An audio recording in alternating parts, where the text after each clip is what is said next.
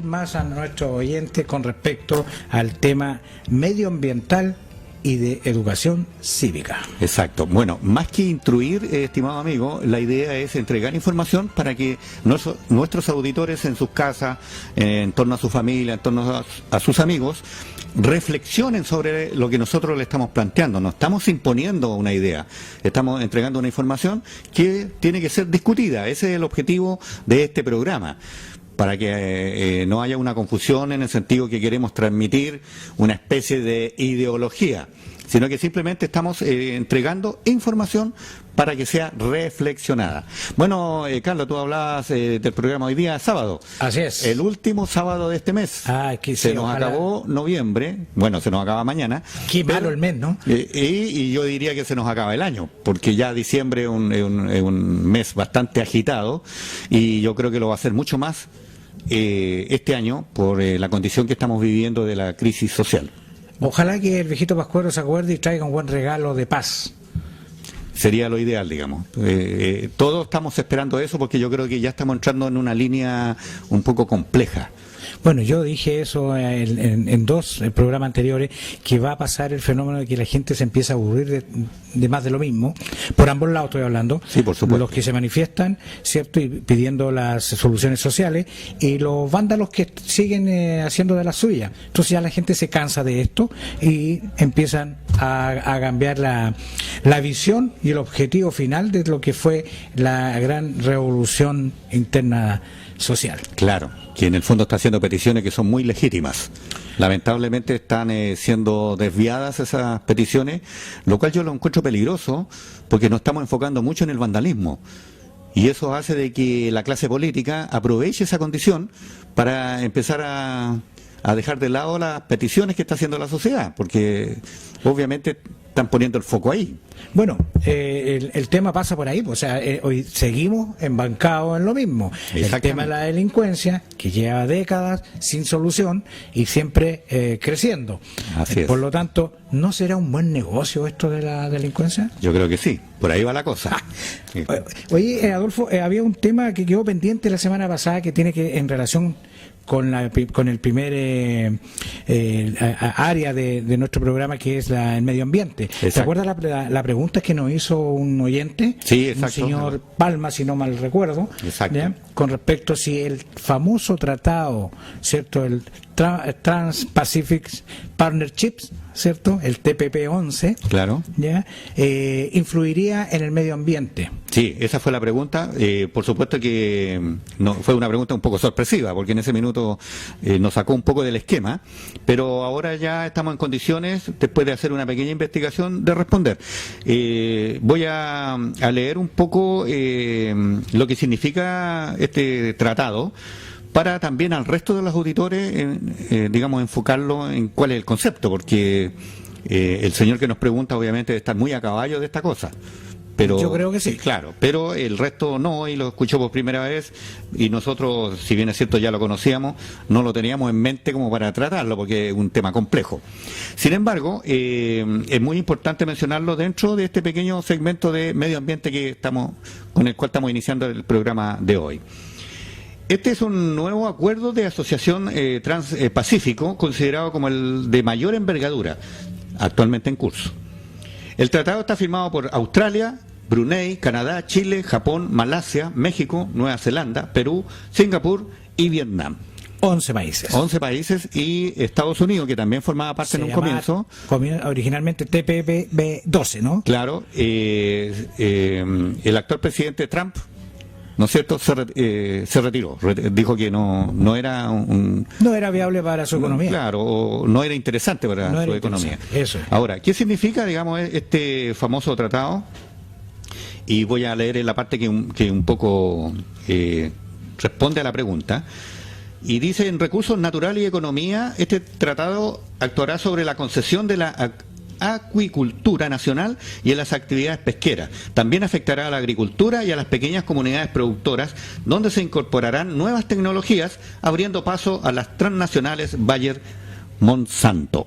El Monsanto, el famoso Monsanto. Exacto. ¿Por qué yo quise leer este párrafo? Porque tiene que ver un poco con la filosofía que significa este tratado, con los conceptos que por lo menos tengo yo en respecto al desarrollo de un país que tenga que ver con la sustentabilidad. Ahora, si nosotros analizamos desde el comienzo, este es un tratado económico. Y ya sabemos de que a nivel internacional y a nivel nacional también, todo lo que tiene que ver con economía está muy desligado con la protección del medio ambiente. Naturalmente, y Chile ha firmado 28 TLC. Exactamente. Ahora, si bien es cierto, aparecen como muy prometedores porque como que nos abren las puertas a, digamos, los países desarrollados, los países grandes, detrás hay un concepto que creo que forma parte de la letra chica de este tipo de convenio, en el sentido que no hay un respeto, ni menos tienen intenciones de cuidar el medio ambiente, y es aplicar el concepto de extraer todos los recursos naturales que tenga el país que suscribe este tratado. Y lo peor aún, que no podríamos después quejarnos, ¿cierto?, o demandar a los inversores, ¿cierto?, de un mal manejo ambiental, ¿ya?, porque no tendríamos derecho a pataleo. Exacto. Sin embargo, ellos sí podrían demandar al Estado de Chile. Ahora, es como delicado analizarlo porque eso significa una injerencia en la soberanía del país, porque estamos hablando del Estado, en este caso el Estado de Chile. Y por lo tanto, si el Estado de Chile puede ser demandado por una transnacional, significa de que estamos exponiendo al país a un juicio que le puede traer consecuencias económicas importantes. Y por muchas décadas. Y por muchas décadas. Entonces, no te olvides que al firmar este tratado nos quedamos amarrados. Eso es el problema de la letra chica que hay. Por eso es que hay que analizarlo antes de aprobar las cosas. Sí, por supuesto. ¿Ya? Nos quedaríamos amarrados por un tema de la indemnización o la querella que ellos nos puedan hacer por el lucro, ¿cierto?, a sus inversores, por la falta al lucro de que ellos pudieran obtener en el mediano y largo plazo. Carlos, ¿por qué ha sido necesario este intercambio para que nuestros auditores también lo entiendan un poco el tenor de la conversación? ¿Por qué hemos dado una pequeña profundización respecto a los conceptos más bien filosóficos de este tipo de tratado? Porque en lo personal yo tengo un concepto absolutamente contrario digamos, a la filosofía de este tipo de tratado. ¿Te puedo hacer un paréntesis? Sí. En virtud al origen del comienzo de este tema, ya la respuesta entonces para nuestro oyente que nos hizo la vez anterior, es que efectivamente sí afectaría el medio ambiente de nuestro país. Bueno, muy bueno tu remate, Carlos, porque digamos podía haber quedado como en el aire un poco pensando que los auditores no entendían, pero ese remate tuyo me parece muy acertado en el sentido que evidentemente no es bueno para el medio ambiente. Y otra cosa, este tema de tratado se va a meter hasta en las pensiones, en las AFP, están relacionadas directamente con la inversión. 6 AFP, 5 de las cuales están involucradas directamente con este tema. Exacto. O sea, el tema es mucho más complejo y preocupante. Los medicamentos, está el tema de las semillas, que es gravísimo. Sí. Sí, es un tema con lo famoso, las semillas transgénicas. Las transgénicas, exacto. Claro. Nos van a obligar qué producir, cómo producir y cuánto producir. Exactamente. Más encima nos van a obligar, ¿cierto?, a comprar sus productos, digamos, químicos, ¿ya?, para el agro. O sea, ya eso se está viendo. Hoy día el campesino no es dueño de su semilla, ¿ya? No, recuerda que el tema de la semilla tiene un concepto natural, claro, de acondicionarse, ¿cierto?, adaptarse al medio ambiente. Estas transgénicas no. No, porque son un producto de laboratorio, digamos. Son genéticamente modificadas. Exacto, claro. Y obviamente que puede tener consecuencias que nosotros todavía no sabemos, porque tienen que tener un efecto sobre la salud de las personas. O sea, al final vamos a consumir los alimentos que producen esta semilla. Este tratado en el fondo no es muy beneficioso, más que nada es nefasto en las condiciones que está. Por eso yo creo que nuestras autoridades debieran, ¿cierto?, profundizar más el tema y irse más a lo micro, a la letra chica, y ahí recién considerar aprobarlo o rechazarlo. Bueno, ¿por qué es preocupante el tema, Carlos? Porque lamentablemente tenemos un Parlamento que no cuenta con la aprobación ciudadana, y siendo bien sincero, la composición del Parlamento, y no estamos hablando aquí de colores políticos, no, en general hemos visto de que son más proclives a la corrupción. Y por lo tanto, cuando ellos están legislando sobre estos temas, están pensando en los negocios que puedan tener y participar, y no están pensando en la ciudadanía, menos en las generaciones futuras. Bueno, en las generaciones futuras de ellos están muy bien pensadas. Ah, por supuesto. Pero el grueso de la ciudadanía obviamente que no, sobre todo importa un comino. Exactamente. Bueno, Carlos, lo que pasa de que yo quiero mencionar, hemos dicho acá de que yo tengo un máster en gestión e ingeniería ambiental, y quiero mencionar, y vamos a llegar a hilvanarlo con el tema que estamos conversando, y quiero mostrarle a nuestros auditores, para que tú lo veas también, este librito de color verde. Esta es mi tesis que yo hice para cuando me titulé en esta maestría. Y el título del proyecto es Uso a escala humana de la energía solar, solución que no produce impacto ambiental en los valles centrales de Chile. Tesis para optar al grado de máster en Ingeniería y Tecnología Ambiental. Oye, tengo entendido que eso hoy día lo ocupan bastante los alumnos nuevos que están estudiando la misma carrera tuya.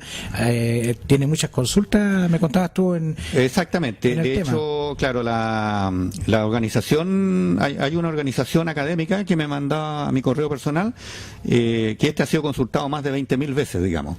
Eso fue hace harto tiempo, así que a lo mejor aumentó ese número. Y quizás si hace tiempo puede ser hasta el doble ya. Exactamente, lo cual es muy positivo porque significa de que hay un aporte, ¿te fijas?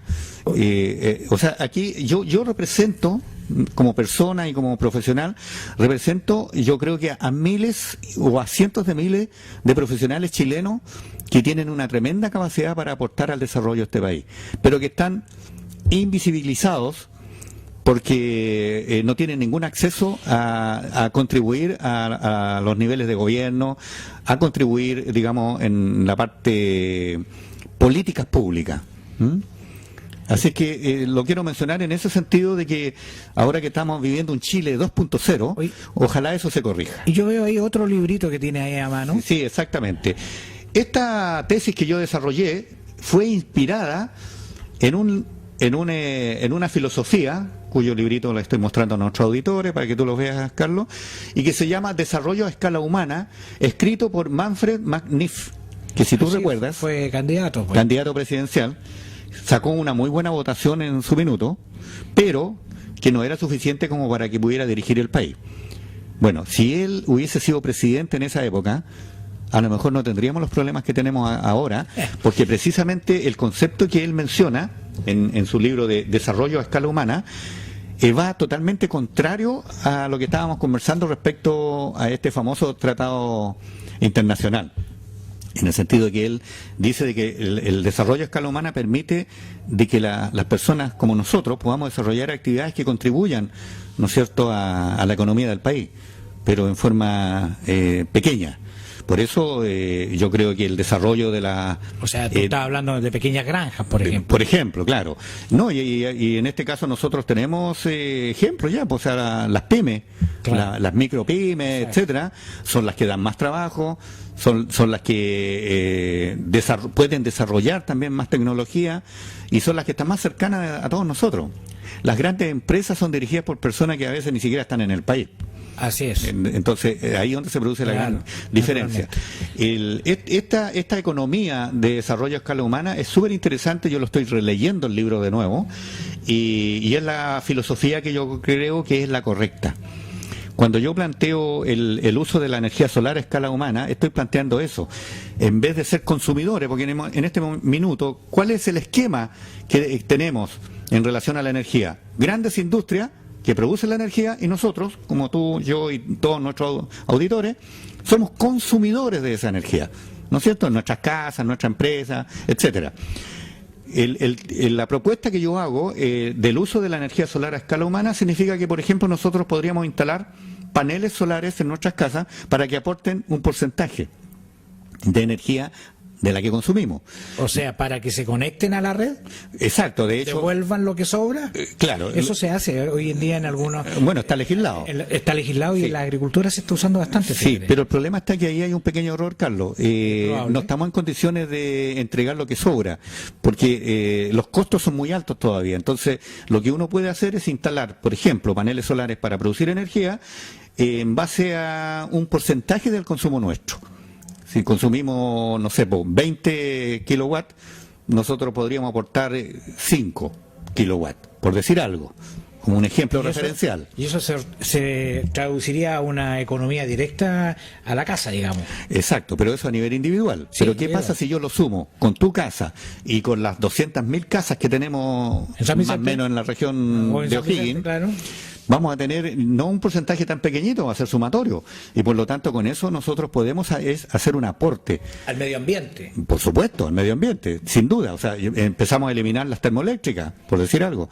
Si hiciéramos un buen proyecto a nivel país, cosa que ningún gobierno lo ha hecho, porque lamentablemente yo diría que los gobiernos que hemos tenido han sido gobiernos que han defendido un modelo que ya demostró que se agotó y por eso tenemos esta crisis social. Pero se agotó por esas tres causales que siempre hemos nombrado. Absolutamente. Y el tema del daño al medio ambiente es como un efecto colateral de esta política que se ha aplicado, ¿no es cierto?, que ha sido corrupción, abuso e impunidad.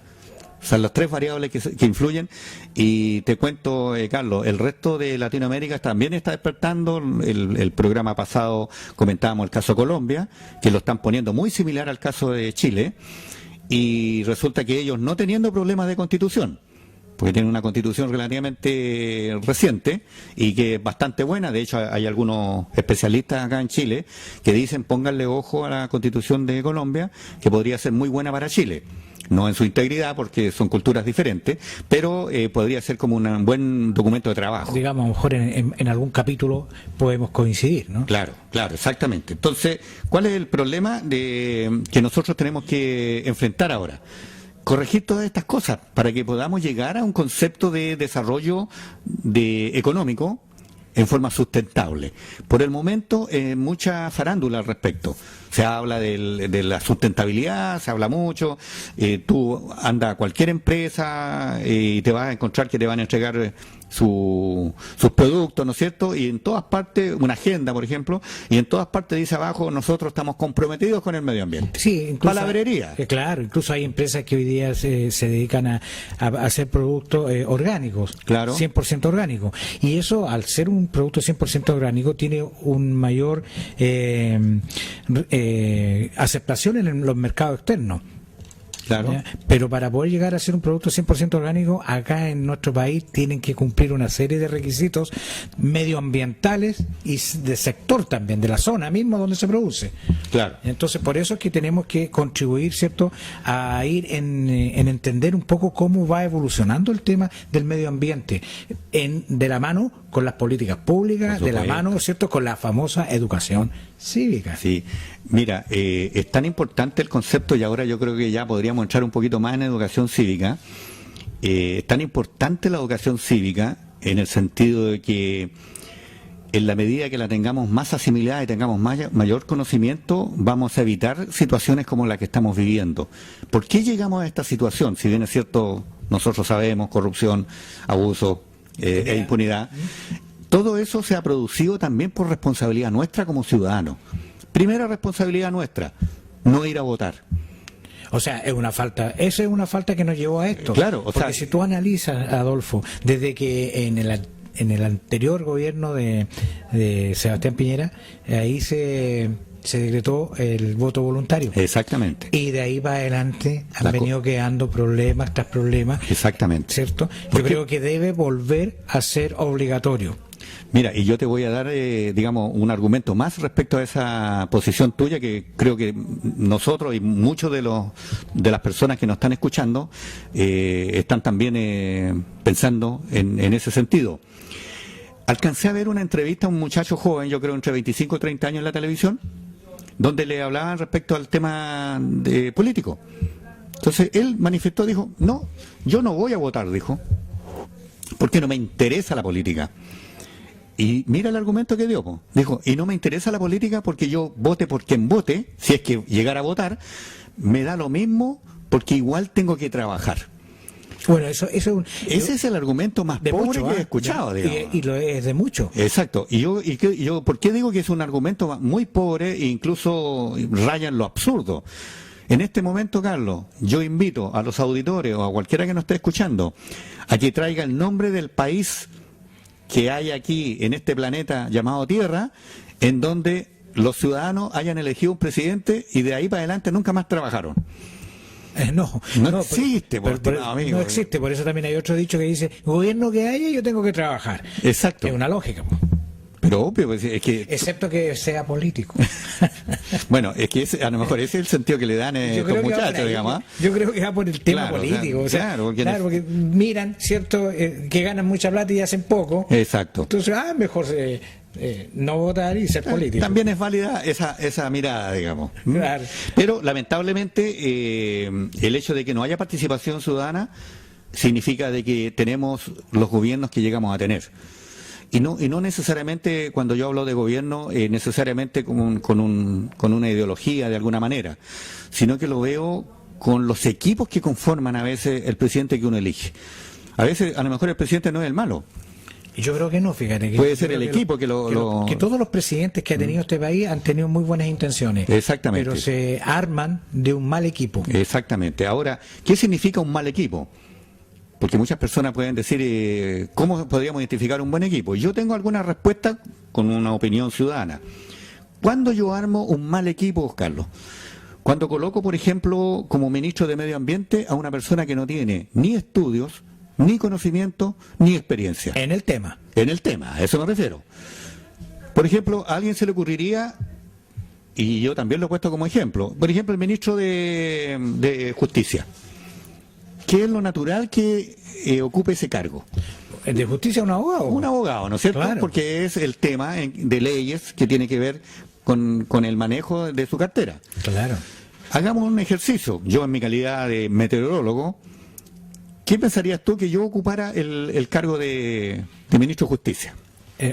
Totalmente fuera de foco. Fuera de foco. Pero aparte de ser fuera de foco, significaría que si yo aceptara ese cargo, sería una falta de ética de mi parte. Aceptarlo. Entonces, ahí estamos con un problema, ¿no es cierto?, en el sentido de que la ética es la que también se ha perdido, por lo menos a niveles profesionales. ¿Sabes lo que pasa? Es que yo pienso que la política en este país, más que ser como ciencia, ¿cierto?, y como un sistema de vida de cada país, los políticos en general, de todos los lados, ¿ya?, creo que miran más el bolsillo, ¿cierto?, y la imagen personal que lo que tú estás recién hablando de la ética. Exacto. ¿Ya? Y cuando hablan ellos de ética, lamentablemente lo dicen para la pantalla. Sí, pues, por supuesto. Pero en su andar no la aplican. Exacto. ¿Por qué no la aplican? Porque lo estamos viendo que las políticas públicas no se cumplen. Exactamente. Ni siquiera la Constitución, como ya lo hemos analizado en programas anteriores. Por ejemplo, en el tema ambiental. Por ejemplo. Hemos leído aquí el artículo 8, el numeral 8 del artículo 19, donde dice el Estado tiene la obligación de preservar el medio ambiente para la buena calidad de las personas en términos generales. Y mira, tenemos zona de sacrificio, tenemos... Se enlaza, lo que tú acabas de decir, se enlaza directamente con el tratado, con el TPP-11. Claro. ¿Por qué? El TPP-11, ¿cierto?, se inmiscuye hasta en nuestra Constitución. Exacto. Porque nos va a coartar. Así es. Peligroso el temita. Es para largo, hay que analizarlo. Hay varias, ¿cómo se llama?, opiniones y entrevistas en las redes. Claro. Ya que ojalá la gente tenga acceso a esto, ya, a las redes, para estos fines y no para comunicarse qué local vamos a ir a quemar. Por supuesto, o sea, tenemos que cambiar ese concepto de vida, digamos, o de relaciones sociales. Considero que las redes sociales deberían ser un poco más supervisadas. Sí, en realidad, porque aparece mucha información falsa. De hecho, uno lo puede constatar ahí. Y sobre todo, no solo información falsa, sino que también cuentas falsas. O sea, a mí me molesta mucho cuando yo veo en las redes esas fotitos de perritos, de animalitos y nombres medio extraños. Yo por lo menos tengo una... Nuestro director se ríe, pero es verdad, pues. Exacto. Mira, yo tengo una cuenta en Twitter y aparece mi foto y aparece mi nombre completo, Adolfo Fabián Cortés Cruz. Es decir, yo no me puedo dar el lujo de estar, digamos, ofendiendo a nadie. No me puedo dar el lujo, cosa que tampoco lo voy a hacer, pero no me puedo dar el lujo porque soy transparente. ¿Te fijas? En el sentido de que yo digo quién soy. Por eso me molestan cuando aparecen esos comentarios de gente que está oculta, claro, o te aparecen, y discúlpame que sea exagerado, te aparecen con su rostro, pero con unos lentes que parecen, ¿no es cierto?, Volkswagen, que tú no ves quién es, po. No sabes quién es, no se dejan esos lentes oscuros, digamos. así como esto, sí, una cosa así, ¿eh? Sí, pero más grande. Po. Más grande, o sea, van a ser moscardón. Po. Claro, son moscardón, digamos. Bueno, y volviendo al tema de los equipos que forman los presidentes, en mi opinión, ahí está el problema, donde empiezan a asumir cargos personas que no están capacitadas para desarrollar esa cartera. Bueno, esos son los coteos políticos. Y son los coteos políticos. Los compromisos que se adquieren para poder llegar a ser presidente o a ocupar un cargo público. Entonces, en conclusión, ¿por qué tenemos tantos problemas nosotros? Y particularmente en el tema ambiental, porque tenemos, y te lo comento y ya lo hice también públicamente en su minuto, el Ministerio de Medio Ambiente no tiene los profesionales que debe tener. No, ni siquiera las cerimonias tampoco. Tampoco, es decir, todos son básicamente operadores políticos, claro, indistinto que tengan un título profesional, ¿no es cierto? Pero no cumplen los requisitos para ocupar esos cargos, porque en el fondo no existe ninguna intencionalidad de cuidar el medio ambiente en nuestro país. Y no solo en nuestro país, a nivel internacional. Por algo tenemos un problema de calentamiento global, cambio climático, en las conversaciones que nosotros hemos tenido en privado, ¿cierto? He notado que a ti nunca te van a llamar a un cargo público en relación a tu área, ¿ya? Porque le vaya a echar a perder, señor, ¿ah?, el esquema. Exactamente, obviamente. A ver, ¿por qué le vas a echar a perder el esquema? Por tu manera de ser transparente. Bueno, te voy a dar un ejemplo, Carlos. Estamos siendo muy autorreferentes, pero yo creo que es bueno para de estos temas, claro, precisamente porque queremos que la gente entienda que hoy día la cosa no es pensar una cosa y decir otra. Claro. Bueno, te comento, Carlos, yo he postulado a la alta dirección pública en el tema educacional, porque también, como tú sabes, tengo un magíster en gestión educacional. Así es. Y una experiencia no al nivel de un profesor, pero con bastante conocimiento respecto a cómo funciona un colegio, ¿no es cierto? O sea, no tengo experiencia de aula, por así decirlo, pero sí tengo cómo funcionan los colegios. De aula en cuanto a hablar en una sala. No, de aula cuando tú estás como profesor, claro, con los chiquillos, como docente, claro. Ya, perfecto. Pero sí tengo una muy buena experiencia en relación a cómo funciona el colegio en su conjunto. Entonces siempre me consideré con las condiciones de conocimiento y experiencia suficiente para dirigir una entidad educacional a nivel municipal.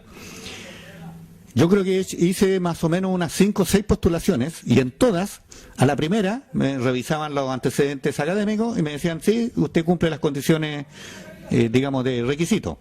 De sobra, yo creo. Pero en el segundo paso, me llegaba siempre un mensaje diciéndome, hay otros currículos mejores que los suyos, por lo tanto usted queda fuera. Nunca entendí ese concepto. Otros currículos de mejores que el suyo, digamos. Bueno, a lo mejor para los intereses de ellos sí. Bueno, obviamente. Pero ¿por qué te lo comento? Porque aquí voy a hacer algo que es bastante delicado, digamos.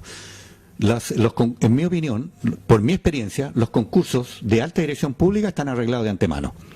Ya sabe, el nombre de la persona que va a ocupar el cargo ya está, digamos, anticipado de antes. Sí, yo creo ¿Por qué te digo esto, sí, Carlos? Porque apareció un concurso para ocupar el cargo de director del CEA acá en la sexta región. Y yo postulé, mandé mi currículum. Lo que sí destaqué en mi currículum, que yo había defendido a la comuna de San Vicente de Tagua para impedir la instalación de una termoeléctrica. Puse en mi currículum que había apoyado a la comunidad de Pichidegua para impedir de que se instalara una termoeléctrica. Otra. Con éxito. Son 2. 2, con éxito. Y las 2 con éxito. O sea, con éxito de que no se pudieron instalar. Eso, pues eso es éxito. Claro. Y hay una tercera que es la guinda de la torta, en el sentido que yo participé de una defensa en la comuna de Cabrero, en la 8ª región. Una termoeléctrica que ya estaba aprobada para instalarse. Sin embargo, me ubicaron a mí, yo fui a esa comuna y analicé la situación e hice un reclamo al director ejecutivo, que está en Santiago, y le expuse todas las fallas técnicas. ¿Sabes tú?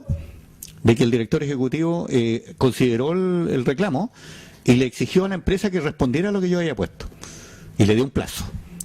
Como la empresa no pudo responder dentro del plazo, anularon esa RCA. Bueno, así debe actuar, ¿cierto? Una persona que está a cargo de esa organización, por decirlo así. ¿Por qué?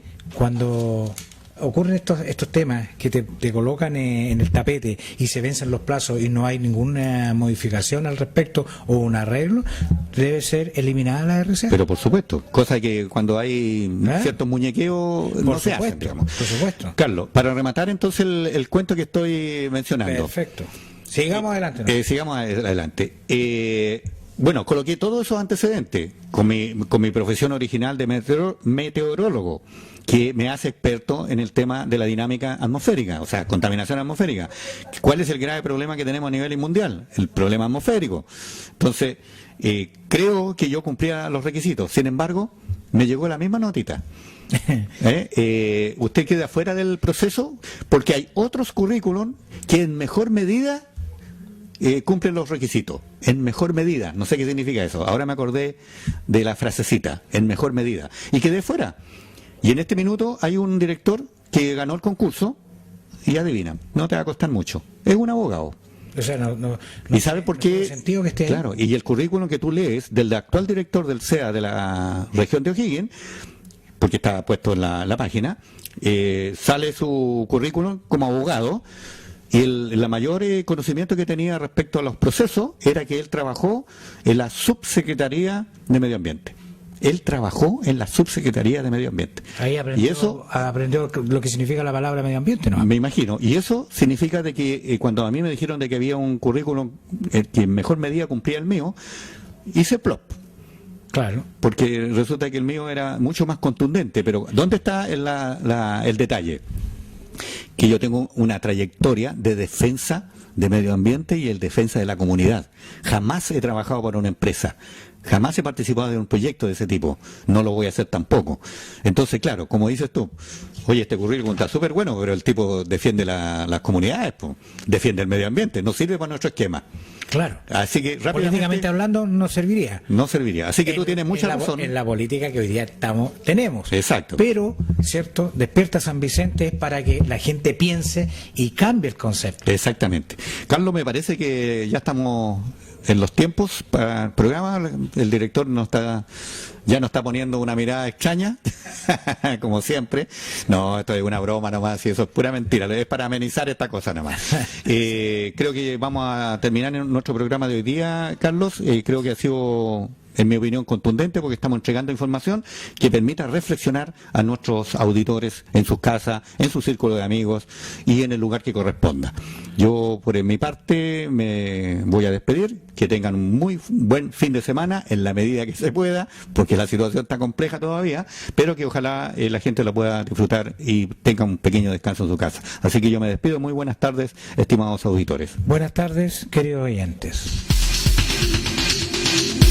Y así llegamos al término del programa Despierta San Vicente. Desde ya los dejamos invitados para el próximo sábado desde las 14 horas. Que tengan un lindo fin de semana. Les recordamos que las expresiones vertidas en este espacio no representan necesariamente el sentir de Radio Ritmo FM.